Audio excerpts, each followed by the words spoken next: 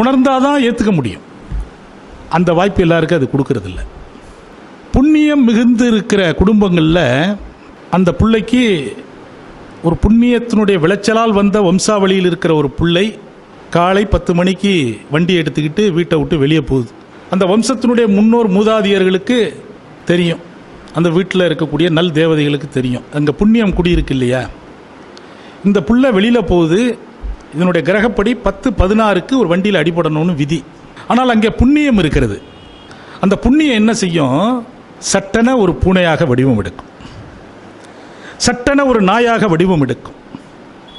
10-16க்கு அந்த முனை திரும்புகிற இடத்துல ஒரு எதிர்த்துலேருந்து ஒரு வரக்கூடிய ஒரு வாகனத்தில் ஒரு போய் இடிப்பார்.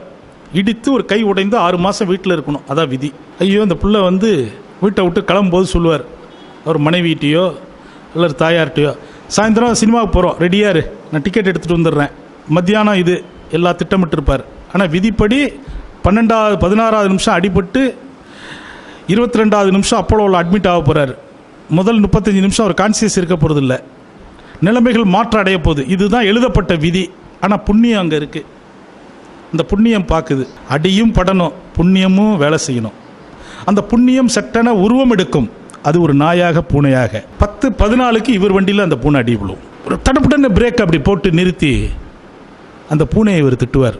நல்ல வேலை நீங்கள் சார் கீழே விழுந்துருந்தீங்கன்னா நேராக இருப்பீங்க சார், அந்த பூனை எப்படி திமிரா உங்கள் வண்டியில் அடிபட்டுருக்கு பாருங்கள். இன்னும் 2 பேரும் எடுத்து சொல்லுவான். அந்த பூனையை திட்டுவான். இவனுக்கு கீழே லேசாக ஒரு சின்ன கிராச் விழுந்திருக்கும். இவன் முந்தா நாள் வாங்கின புது சட்டையில் ஒரு பட்டன் அவுந்திருக்கும். இந்த லாஸ்னுடைய வேல்யூ மேட்டர் ஆஃப் 20 rupees இருக்கும். ஒரு டயத்துக்கு போகிறதுக்கு சரி அப்படின்ட்டு இவன் போயிடுவான். இவனுக்கு என்ன நடந்தது, இவனுக்கு என்ன நடந்திருக்கணும், இதை அறிய மாட்டான். இந்த புண்ணியம் என்பது தலைமுறையாக தேவைப்படுகிற இடங்களில் வடிவம் மேற்கொண்டு அவர்களை வழிகாட்டும் வாழ்க்கையை விளக்கேற்றும். பழிபாவத்தை சம்பாதித்து வைத்த மூதாதையர்களுடைய குடும்பத்தில் வரக்கூடிய வம்சாவளியினுடைய நிலை எப்படி இருக்கும்?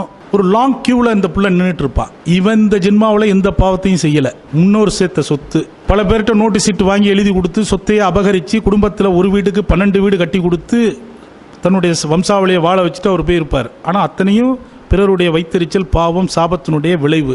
அதை ஆண்டு அனுபவிக்கிறான் இல்லையா, அவனுக்கு எல்லாமே தொட்டது துளங்காது. அவன் என்ன செய்வான்?